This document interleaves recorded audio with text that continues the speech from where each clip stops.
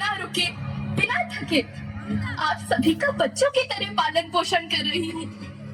मैं तब भी थी जब आप लोग नहीं थे, और मैं तब भी रहूंगी जब आप लोग नहीं रहेंगे। पर अब ऐसा लगता है कि मैं थक रही हूँ।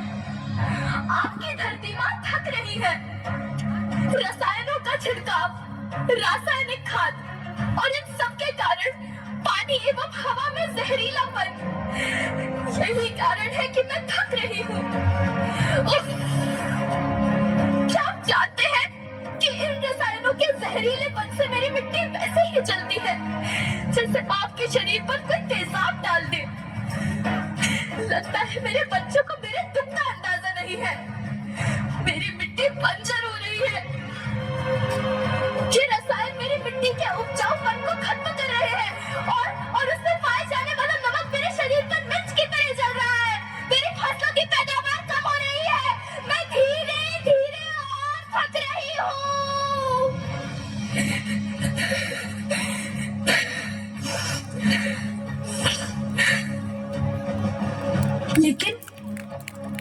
लेकिन अब मुझे याद आता है कि पहले मैं बहुत सुंदर थी, बहुत प्रसन्न थी, हमेशा हंसती थी। मुझे अब भी याद है।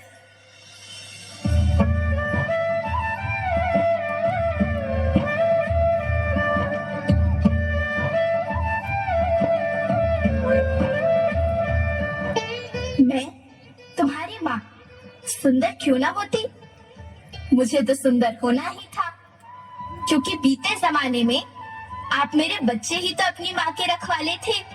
आप लोग प्राकृतिक खेती करते थे, और फिर हमारी सभ्यता में तो प्रार्थना भी धरती कल्याण की है। ओम द्यौ शांति, अंतरिक्षः शांति, पृथ्वी शांति, औषधयः शांति, वनस्पतयः शांति।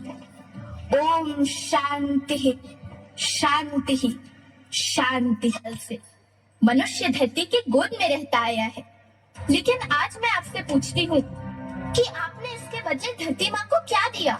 ये जहरीले रसायन और प्राकृतिक खाद जो मिट्टी को बंजर कर रहे हैं, उर्वरकता को बर्बाद कर रहे हैं।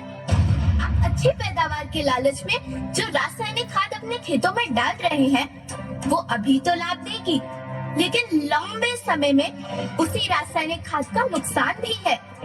रासायनिक खाद जहर समान है, और तो और फसलों में पानी की खपत भी बढ़ गई है, जिससे खेती की लागत बढ़ रही है और पानी का स्तर जमीन के काफी नीचे जा रहा है।